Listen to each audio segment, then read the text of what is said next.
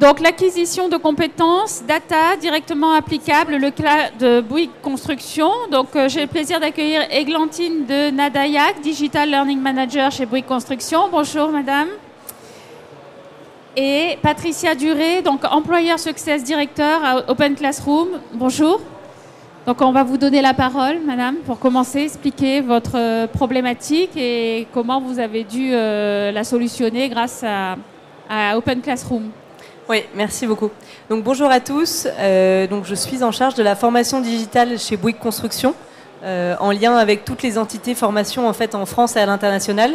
Et je suis en charge vraiment de coordonner le déploiement de ces formations digitales au sein de Bouygues Construction et d'accompagner vraiment les entités au quotidien. Et donc, Merci Églantine. Donc, je me présente, donc, je suis Patricia Duret. Donc, moi, je travaille chez Open Classroom et avec mon équipe, on a le plaisir en fait d'accompagner tous les clients, tous les organismes, toutes les entreprises qui font confiance à Open Classroom dans le cadre de leurs besoins de montée en compétences. Donc voilà, en France et à l'international. Et dans ce cadre-là, eh bien, on a eu le plaisir de travailler avec Églantine, ses équipes et Bouygues Construction dans un projet en fait de montée en compétences autour de la data. Et on va voir ensemble aujourd'hui comment est-ce que ça peut être directement mis en application, puisque c'est ça la finalité. Oui, tout à fait. Donc, du coup, pour vous donner un peu le contexte, en fait, chez Bouygues Construction, on avait un gros projet de mettre en place une plateforme data pour vraiment permettre à la récupération de toutes les données, que ce soit sur des applications internes ou applications externes, et pour pouvoir en fait les mettre toutes au même endroit, pour pouvoir mieux les utiliser au quotidien, mieux les transmettre aux parties prenantes en fait qui ont besoin d'utiliser ces données au quotidien, et pour pouvoir aussi on va dire mieux les structurer surtout. L'occasion de cette plateforme data, ça a été de se dire ok, il faut qu'on fasse monter en compétence nos collaborateurs sur le sujet de la data pour qu'ils puissent en fait vraiment utiliser la donnée pour la mettre au service en fait des collaborateurs opérationnels chez Bouygues Construction. Donc du coup c'est pour ça que voilà, on s'est rapproché d'Open Classroom et l'idée c'était d'avoir un programme de formation un peu à deux vitesses pour pouvoir en fait acculturer nos collaborateurs à la fois en fait ceux qui avaient envie de se former en fait et ceux qui avaient envie d'aller plus loin, qui puissent avoir vraiment l'opportunité d'aller plus loin sur le sujet de la data. Et du coup voilà, on avait un risque en fait chez nous, c'était vraiment de ne pas prendre le tournant de la data. Si on peut revenir juste une seconde sur l'image d'avant, comme vous voyez, donc avant on avait plein d'applications différentes qui déversaient des données dans plein de bases de données différentes. Et en fait, après, c'était hyper compliqué pour les récupérer. C'était géré via des fichiers Excel de reporting dans tous les sens. Et ça se croisait, en fait. Et en fait, l'ambition, c'était de tout mettre dans la même plateforme. La plateforme qu'on a appelée Snowflake, en fait. Et ensuite, de pouvoir la mettre vraiment au service des opérationnels via des tableaux de bord de pilotage, notamment pour mieux l'utiliser au quotidien et qu'elle soit vraiment au service de nos collaborateurs, notamment sur chantier, nos chefs de chantier, nos conducteurs de travaux. Merci Églantine de nous avoir rappelé en fait l'enjeu qu'il y avait au sein de l'entreprise. Tu nous as parlé d'un virage de la data qui était à prendre au sein de Bouygues Construction. Est-ce que tu aurais justement un exemple de projet à nous citer aujourd'hui pour qu'on puisse voir en fait comment, dans quel cadre cette formation s'est inscrite et surtout derrière comment on a pu avoir cette mise en application? Oui, donc en fait voilà, l'idée c'était vraiment de faire monter en compétence nos collaborateurs sur le sujet de la valorisation des données dans l'entreprise. Et donc on a pas mal de projets qui sont nés, dont celui du cockpit chantier. Donc c'est ce que vous voyez à l'écran en fait, c'est un Power BI en fait qu'on a mis en place pour pouvoir vraiment structurer toutes les données chantier qui ressortaient en fait de nos applications internes et externes. Donc ça pouvait être par exemple les applications qui étaient extraites de nos applications ressources humaines, les données financières, les données de grue, les données de béton, les données de nos sous-traitants. Voilà, toutes ces données, l'idée c'était vraiment de les structurer, de les mettre à disposition en fait dans une même plateforme et qu'ensuite on puisse avoir un nombre d'indicateurs, donc en l'occurrence on en a à peu près 65, pour permettre vraiment aux collaborateurs opérationnels sur chantier de piloter de manière opérationnelle et efficace au quotidien toutes les données qui ressortaient de toutes nos applications internes en fait. Et avant en fait, comme je vous le disais, c'était géré de manière séparée avec plein de reporting différents. Et en fait, le cockpit chantier, ça a vraiment permis de donner une autre dimension aux collaborateurs opérationnels sur chantier. Si on regarde sur la slide suivante, on a un petit focus par exemple là sur la consommation du béton. Donc ça peut paraître anodin et un peu absurde quand on ne travaille pas dans le BTP, mais voilà, c'est vraiment quelque chose d'important de pouvoir piloter ces données au quotidien pour que le chef de chantier puisse vraiment se rendre compte de là où il en est à un instant T et pour qu'il puisse vraiment piloter toutes ces données au quotidien. Donc vraiment mettre en valeur en fait toutes les données qu'on récolte chez Bouygues Construction pour pouvoir mieux les utiliser dans le quotidien des collaborateurs. Aujourd'hui, on a plus de 57 chantiers qui sont déployés. Alors, je ne peux pas en fait vous donner le chiffre en tout parce qu'on a tellement de chantiers que je ne peux pas vous donner l'info, mais c'est quand même déjà pas mal. Et en fait, on propose à tous les chefs de chantier qui le souhaitent de passer le pas en fait et de passer sur le cockpit pour vraiment les aider à mieux piloter. Et c'est vraiment en progression. Ils sont vraiment très satisfaits en fait de toutes les données qu'ils peuvent voir sur le cockpit. Est-ce qu'il n'y a pas une infobésité, une saturation avec toutes ces données? C'est ventilé de quelle façon en fait? Parce que s'il y a les données financières, les données RH, les données en béton, Alors en fait, si on repasse sur le slide avant, donc vous voyez sur le cockpit, on a une vue d'ensemble en fait avec différents indicateurs qui font un peu une synthèse. Et après, en effet, on va pouvoir aller plus en détail sur chaque item, sur chaque indicateur, pour pouvoir avoir plus d'informations derrière. Mais justement, l'idée, c'était qu'avant, on avait des données un peu dans tous les sens, qui étaient utilisées plus ou moins bien, parce qu'en fait, chaque chef de chantier faisait un peu ses reportings dans son coin. Et là, l'ambition avec ça, c'est d'avoir vraiment, on va dire, des données qui sont mieux pilotées, mieux mises à jour, parce qu'en fait, elles sont mises à jour de manière soit hebdomadaire, soit mensuelle, grâce à tous les outils maintenant qu'on a structurés dans la plateforme. Et du coup, justement, en fait, ça a vraiment l'effet inverse, c'est-à-dire que ça permet vraiment aux collaborateurs opérationnels de beaucoup mieux piloter son chantier au quotidien. Donc c'est vraiment, ça a vraiment servi, c'est vraiment satisfaisant pour les collaborateurs aujourd'hui.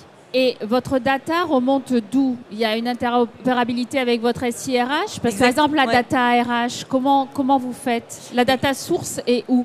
Et bien justement, donc en fait, toutes les data sources, elles ont en fait maintenant localisé dans cette plateforme data qui s'appelle donc Snowflake, c'est un partenaire en fait avec lequel on travaille. Tout a été centralisé, restructuré en fait dans cette plateforme pour pouvoir en fait mieux les faire se parler entre elles et qu'elles puissent ressortir en fait via ce tableau de bord. Voilà. D'accord. C'est vraiment structurer les données en fait au lieu qu'elles soient un peu partout de toutes nos applications externes et qu'après elles ressortent dans plein de bases de données différentes, qu'elles soient toutes au même endroit de manière sécurisée pour qu'on puisse échanger les données, les traiter, les mettre à disposition des bonnes personnes et pour qu'elles soient aussi échangées, traitées, sécurisées dans ce data warehouse, plateforme data. Ça signifie que par exemple un directeur de chantier, il pourra avoir accès à des informations concernant le béton, par exemple, on va dire. Et en même temps, il pourra gérer le planning des équipes. Exactement. En même temps, il va avoir une vue sur, par exemple, la gestion des temps, des activités. Voilà. Et notamment le nombre d'heures travaillées. Et puis, voilà, je vous dis, les données de grue, par exemple, les données de béton, les données financières sur aussi les sous-traitants. Par exemple, nous, on a beaucoup de sous-traitants sur chantier. Donc, c'est pareil, savoir combien on a de sous-traitants aujourd'hui sur son chantier. Voilà, il y a vraiment tout un tas d'indicateurs qui permettent de piloter au quotidien le chantier, qui sont réunis dans un seul tableau de bord. Et vous avez une équipe RH de combien de personnes pour actualiser toutes ces informations? Et justement, l'idée, c'est qu'on n'a plus besoin de les actualiser, en fait. À partir du moment où on a structuré le cockpit, il est auto-alimenté, en fait, avec toutes les données. Et en fait, après, le chef de chantier, il a la vue vraiment sur ses données, lui, de son chantier. Il n'aura pas la vue sur le chantier de son voisin. Merci beaucoup, Églantine, pour tous ces détails. Et là, on voit à quel point la data, c'est crucial dans les entreprises. Et quand elle est bien traitée, on voit en fait tous les gains d'efficacité qu'on peut avoir. Donc maintenant, ce qu'on va s'attacher à voir, c'est comment est-ce que, justement, de l'identification d'un besoin qui a été fait au sein de Bouygues Construction, on est arrivé à un dispositif de montée en compétence des collaborateurs. Donc ce qui est important à savoir, c'est que ce dispositif, on l'a construit avec Bouygues Construction en 2 temps. Donc on a travaillé en fait avec les équipes formation. Il y a eu une première phase qui est une phase d'acculturation. Donc en fait, il y a une sélection d'un certain nombre de collaborateurs qui seraient susceptibles d'avoir besoin en fait et d'intervenir sur tout le sujet de la data au sein de l'entreprise. Donc une phase d'identification et du coup, ces collaborateurs, après avoir été identifiés, ils ont été acculturés au sujet. Donc ils ont été acculturés pendant une période de 2 mois. Ils ont eu accès à un certain nombre de cours Open Classroom. Et du coup, des cours bien sûr en rapport avec la data, sélection de cours qui a été fait bien sûr en collaboration avec les équipes formation de Bouygues Construction. Et du coup, ils ont pu se former. Ça leur a permis de s'acculturer au sujet. Ça a permis d'identifier les personnes qui étaient les plus motivées aussi.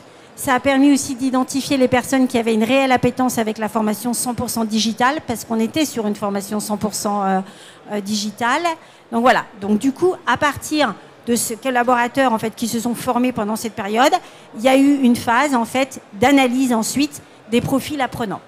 Et donc, durant cette phase d'analyse des profils apprenants, on a été très pragmatique avec les équipes formation, qui était d'abord de se dire quelles sont les personnes qui se sont le plus formées. Premier critère. Ensuite, il y a eu des entretiens qui ont eu lieu entre le manager, les équipes formation et les collaborateurs pour savoir s'ils étaient motivés, pour savoir s'ils arriveraient à libérer du temps pour se former pendant leur temps de travail, est-ce qu'ils arriveraient à gérer ça, et ensuite, quel impact eux-mêmes et quel rôle allaient-ils jouer dans le dispositif en fait data que Bouygues Construction allait mettre en place. L'idée, bien sûr, c'était de former des collaborateurs pour avoir ce qu'on appelle un ROI immédiat, une phase d'application immédiate. Suite à ça, on est passé de 38 collaborateurs qui étaient en phase 1 à 15 collaborateurs qui étaient en phase 2. Et la phase 2, ça a été un dispositif de formation intensif, un programme en fait de formation où là, on n'est plus sur des cours, on est sur des projets d'application avec un mentor. L'accompagnement en fait d'un mentor qui va aider à réaliser ces projets, tout ça 100% en distanciel. Donc le mentor est attribué à chaque collaborateur et ensuite toutes les semaines il va piloter et accompagner le collaborateur pour qu'il puisse réaliser son projet. Le mentor qui est-ce? Ce n'est pas un formateur, hein. C'est un professionnel, comme on est tous des professionnels là dans cette salle, et c'est une personne en fait qui travaille sur la data au quotidien. Et la pédagogie d'Open Classroom, c'est particulièrement celle-là, c'est-à-dire qu'en fait, on développe des dispositifs de formation et des parcours de formation qu'on veut professionnalisants. C'est-à-dire qu'on ne veut pas faire de choses qui soient hors sol. Et c'est pour ça que du coup, ça se fait par le biais de projets. Et ensuite, l'accompagnement, ce n'est pas un pédagogue, c'est un professionnel qui a une appétence pour la pédagogie, ce qui est très différent. Et donc, en fait, les collaborateurs de Bouygues Construction ont été accompagnés par quelqu'un qui manipule la data tous les jours dans son métier et qui fait des prestations pour Open Classroom, au même titre que les collaborateurs de Bouygues Construction auraient pu être accompagnés par un collègue qu'ils ont aujourd'hui dans l'entreprise, qui fait le métier et qui leur donne des conseils par rapport au projet qu'ils ont à réaliser. Voilà. Donc c'était pour vous expliquer un petit peu le dispositif de formation qui a été mis en place. Ça a été un dispositif de formation beaucoup plus intensif, avec des projets qui peuvent avoir une durée variable. Il y avait des projets de 100 heures, il y avait des projets de 40 heures, il y avait des projets de 30 heures. Voilà. Donc il fallait en effet que les collaborateurs soient motivés et il fallait aussi que les collaborateurs aient la capacité à libérer du temps sur leur temps de travail. Et donc, les 3 projets qui ont été réalisés, enfin en tout cas les 3 dispositifs de formation qui ont été réalisés, vous avez les noms à l'écran.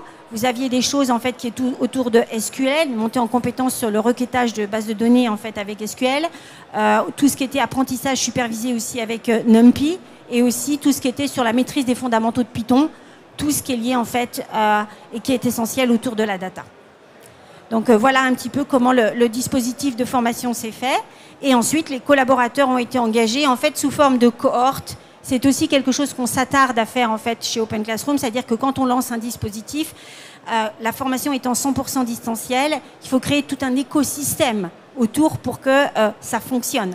Alors certes, il y a le mentor est très efficace, certes, les projets sont très intéressants, certes, les entreprises font le nécessaire pour que les collaborateurs aient suffisamment de temps pour se former, mais ça ne suffit pas. Il faut créer un espèce d'esprit de promotion et de manière virtuelle. Et c'est pour ça qu'on engage tout le monde sous forme de cohorte. Il y a un kick-off qui peut se faire soit en présentiel, soit en distanciel. Il y a les managers aussi qui sont à disposition. Et il y a aussi le partenaire avec lequel nous travaillons et avec lequel nous mettons en place le dispositif de formation qui crée tout un écosystème autour de cela. Donc Églantine, je te laisse continuer si tu veux préciser des choses sur l'écosystème que vous avez mis en place, parce que je sais que vous avez été très facilitateur sur le sujet. Alors, si on fait un peu un retour d'expérience sur le partenariat en général, c'est vrai que ce qu'on a vraiment apprécié chez Open Classroom, c'est qu'il y avait vraiment une variété des programmes et des différents modules en fait, de formation qui étaient vraiment, qu'on pouvait vraiment adapter en fait, à notre besoin. Typiquement, tu parlais de la formation sur SQL. Je sais que la formation sur SQL, on l'a fait, on va dire, appliquée à vraiment la plateforme Snowflake, qui est la plateforme qu'on utilise chez nous, et non pas à une plateforme par défaut, en fait. Donc, c'était vraiment adapté à notre besoin, nous, chez Bouygues Construction, et c'est vrai que ça, c'est vraiment, vraiment super. Ensuite, si on reparle en effet du mentorat, c'est vrai que c'est quelque chose qui a été très apprécié par nos apprenants. Hein, donc, comme l'expliquait Patricia, voilà, dans la phase 2, on a 15 collaborateurs qui ont vraiment été accompagnés au quotidien par des mentors et qui sont vraiment des personnes en fait du monde de l'entreprise, donc c'est vraiment un plus et c'est quelque chose qu'ils ont vraiment apprécié parce que ça permet de se former à son rythme en fait. Ça permet vraiment de répartir les heures de formation, les points avec le mentor quand on le souhaite, mais tout en ayant à la fois cet esprit de cohorte, de promotion qui en fait permet aussi de donner une cohésion dans, aux 15 apprenants en fait qui vont ensemble au final avancer au fur et à mesure dans leur formation, même s'ils avancent tous en parallèle avec un mentor différent. Et sur des projets aussi bien sûr différents. Donc ça c'était vraiment un plus. Il y a aussi quelque chose qui est très important dans les esprits cohorte, c'était aussi l'animation en fait qu'on a faite autour, à la fois que ce soit côté Open Classroom ou côté Bouygues Construction. Il y avait vraiment une vraie animation de cet esprit de promo. Nous chez Bouygues Construction, ça passait en fait par une équipe Teams dans laquelle en fait on venait alimenter, animer, suivre un peu l'avancement des collaborateurs. Et chez Open Classroom, ça passait aussi par un accompagnement personnalisé, voilà, pour être sûr que tout se passait bien dans la formation de chacun de nos collaborateurs.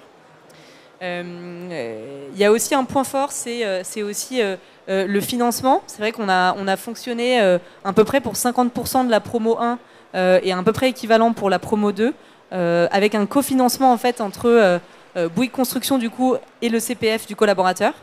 Le CPF, je pense que vous en entendez tous parler en ce moment. Vous recevez sûrement tous des textos de relance de « attention, votre CPF va expirer ». C'est vrai qu'aujourd'hui, le CPF, je ne sais pas si vous savez, mais en fait, au bout de 10 ans, au final, il est plein. Parce qu'en fait, on cumule 500 € par an et qu'il est plafonné à 5 000 €. Et si le collaborateur ne l'utilise pas, et ben en fait, voilà, l'argent va arrêter de s'alimenter, c'est logique. Mais du coup, c'est un vrai bénéfice de proposer aux collaborateurs de pouvoir l'utiliser et d'avoir vraiment cette logique de co-investissement en fait, de l'entreprise. Qui va aussi montrer aux collaborateurs qu'en fait la formation c'est quand même de l'argent en fait, c'est pas juste quelque chose qu'on offre comme ça aux collaborateurs, c'est quand même important et je pense que quand le collaborateur est formé dans un dispositif de cofinancement CPF, il se rend encore plus compte de ça et donc il va être d'autant plus impliqué en fait et motivé dans son parcours de formation. Pour moi c'est un réel plus qu'on ait pu aussi avoir ce système là. Qu'est-ce qu'on disait d'autre, voilà. Et sinon voilà, donc peut-être si on passe au bilan en effet de la promo numéro 1, donc on avait 38 collaborateurs comme le disait Patricia qui ont fait partie de la première phase, qui ont suivi 1583 heures de formation, donc c'est quand même considérable, plus de 348 cours qui ont été suivis, et ensuite on a procédé à des entretiens en fait de motivation. On a analysé ceux qui avaient le plus en fait participé à la phase 1 pour pouvoir en fait donner l'opportunité à 15 collaborateurs de passer dans la phase 2 qui était vraiment la phase mentorée.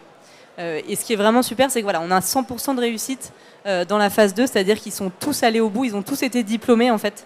Ils ont tous allé au bout de leur parcours de formation mentorée en réalisant en fait différents types de projets tout au long de leur programme mentoré. Et c'est ça aussi le réel plus, c'est que c'est vraiment concret en fait. On ne va pas se baser sur une étude de cas ou quelque chose de fictif.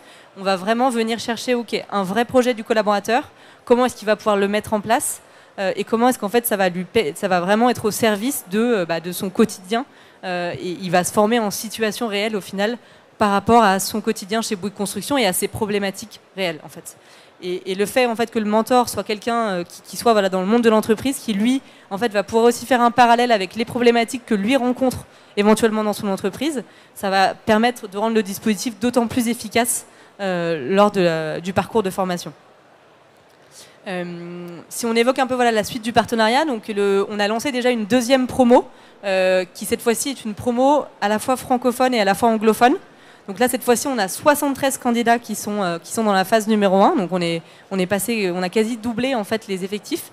Et on a la moitié, 25, si je dis pas de bêtises, 25 collaborateurs, donc 15 sur la partie francophone et 10 sur la partie anglophone qui sont passés dans la phase numéro 2 déjà, dans la phase mentorée. Donc on est déjà à la phase 2 qui a commencé en mars ou avril, il me semble.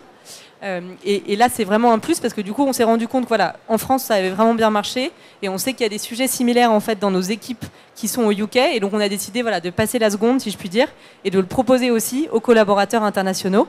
Vu qu'on a aussi la chance, voilà, qu'Open Classroom propose tous ces parcours de formation aussi en anglais, avec aussi des mentors qui sont en capacité d'accompagner nos collaborateurs à l'étranger, parce que c'est aussi ça une problématique aujourd'hui, c'est d'être vraiment en capacité de pouvoir accompagner nos collaborateurs internationaux. Donc voilà. Merci beaucoup. Est-ce qu'il y aurait des questions dans la salle? Alors, moi, j'avais une question, c'est comment Open Classroom vous aide à cette montée en compétences digitales? On voit que les compétences digitales sont rares, c'est très difficile, l'acculturation digitale a été difficile. Comment c'est vraiment crucial d'avoir un acteur qui vous accompagne sur ces points-là? C'est crucial parce que nous, on n'est pas du tout experts du sujet, en fait. Donc, c'est pour ça qu'on s'est rapproché d'Open Classroom parce qu'on savait qu'ils avaient une vraie expertise sur le sujet. On savait qu'ils proposaient une multitude de modules sur plein de, on va dire, de dimensions différentes. Hein. On voyait, tout à l'heure, il y avait écrit 12 compétences qui ont été développées par les collaborateurs. C'est vraiment beaucoup. Et qu'ils avaient vraiment une vraie valeur ajoutée, en fait, à nous accompagner sur le sujet de la data, parce qu'ils sont experts, voilà, notamment de ce domaine-là depuis plusieurs années. Donc c'est pour ça qu'en fait, on n'a pas voulu réinventer en fait quelque chose qui recrée un parcours spécifique pour nous. On a voulu vraiment se faire accompagner par des acteurs qui étaient déjà en fait experts sur le sujet. Et donc c'est comme ça qu'ils ont pu nous accompagner. Et la preuve est que si on a déjà passé le pas sur une promo 2, c'est que le résultat a été vraiment, vraiment concluant chez les collaborateurs et puis même chez nous en termes de partenariat. Je voulais vous demander justement comment générer cet engagement, les cohortes concrètement, parce que c'est ce qu'il y a de plus dur dans les organisations, que les gens s'engagent à se former, bon, même s'ils réalisent que la formation a un coût, mais pour eux c'est un peu normal que l'entreprise les forme, développe leur employabilité, etc. sur le marché du travail pour les fidéliser. Mais comment créer cet engagement, cette appétence, ce goût d'apprendre dans des démarches de logique apprenante? Cette digitalisation où maintenant ça devient incontournable de savoir un petit peu manipuler les outils ou pouvoir se les approprier. Mais après, il y en a beaucoup de France dit on est devant mon ordinateur, je sais pas faire, je comprends pas, j'ai pas envie d'aller me former là-dessus. L'engagement est difficile. Alors, je suis tout à fait d'accord avec vous et c'est une grande difficulté, surtout quand on est sur de la formation 100% digitale parce qu'on est seul. C'est pour ça aussi qu'il y a eu un dispositif qui a été fait en 2 temps. Vous avez eu cette première en fait, partie où il y a des cours qui ont été mis à disposition des collaborateurs et un des objectifs a été de vérifier que les gens avaient bien une appétence pour la formation 100% en ligne. Donc ça, c'était déjà un des premiers éléments. Et l'autre élément aussi, c'est que vous avez eu ces entretiens individuels qui ont permis à la fois de s'assurer que les gens allaient bien prendre du temps pour se former. Parce qu'en fait, il y a aussi une problématique. Quand c'est 100% en ligne, on peut avoir tendance à procrastiner et à toujours remettre au lendemain parce qu'on a des priorités opérationnelles et professionnelles. Voilà. Et donc, l'idée, c'est aussi d'avoir une grande rigueur. Il faut avoir une grande rigueur en fait dans l'organisation de son temps. C'est pour ça que le management doit être impliqué aussi. Et bien, vous libérez dans votre temps de travail, c'est tous les vendredis de 9h à 12h et vous n'y dérogez pas. D'autant que vous allez avoir votre mentor. Votre mentor, il a aussi libéré du temps pour pouvoir s'entretenir avec vous sur votre projet. Donc, il y a un rendez-vous qui est pris. Donc, vous ne pourrez pas le décaler. Donc, et vous devez échanger avec lui toutes les semaines. Et si vous n'échangez pas avec votre mentor toutes les semaines, vous allez prendre du retard sur la réalisation de votre projet parce que votre mentor, rappelez-vous, c'est votre collègue initié qui est à côté de vous et qui est là pour vous aider à vous guider sur comment vous allez réaliser votre projet. Et la dernière chose, en fait, j'ai envie de vous dire, c'est l'intérêt du sujet. C'est l'intérêt du sujet. Et la phase, en fait, qui a été la phase 1, qui a été en fait une phase d'acculturation, mais aussi de sélection des collaborateurs, c'était aussi pour s'assurer qu'ils allaient un intérêt sur le sujet. Mais un intérêt sur le sujet parce qu'ils allaient faire partie, en fait, de l'équipe qui allait être dans le projet data du fameux cockpit. Donc, du coup, ils voyaient un intérêt immédiat à ce qu'ils allaient apprendre puisqu'ils allaient le mettre en application. Donc, voilà. Donc, c'était pas du tout une formation, je dirais, théorique et on ne sait pas pourquoi on se forme et on se dit peut-être qu'il y a quelque chose qui va nous servir et on ne sait pas quand. Là, c'était réellement clair et net. Ils savaient qu'ils allaient le mettre en application juste à la fin de la formation. Ils avaient une projection immédiate de ce à quoi ça allait leur servir. Ils étaient d'autant plus motivés puisqu'ils savaient qu'ils allaient en avoir besoin après. Voilà. Est-ce qu'il y aurait des questions? Il n'y a pas de questions dans la salle? Oui, monsieur. Bonjour, merci pour cette présentation. Vous avez parlé que tout le monde a été diplômé. Vous avez dit que tout le monde a été diplômé à la fin. Mais quelle est la valeur de ces diplômes? Est-ce que c'est quelque chose de reconnu? Alors en fait, donc oui, c'est vrai, tout le monde a été diplômé. Ça veut dire que tout le monde est allé au terme de sa formation et tout le monde a validé les blocs de compétences. En fait, on vous a présenté à l'écran en fait les 3 dispositifs de formation qui ont été mis en place autour de NumPy, SQL et Python. Et en fait, les collaborateurs valident des blocs de compétences qui sont reconnus avec un titre RNCP. Voilà. Donc en effet, il y a une valeur marché.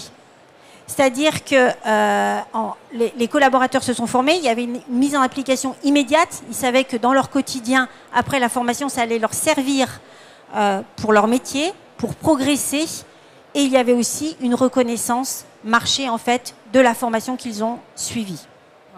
Alors je suis désolée, mais on doit clôturer. Donc merci beaucoup pour cette intervention. Donc on vous retrouve sur le stand F32 pour les questions supplémentaires. Alors on doit passer à l'atelier suivant. Merci, Désolée, merci beaucoup. Merci Églantine.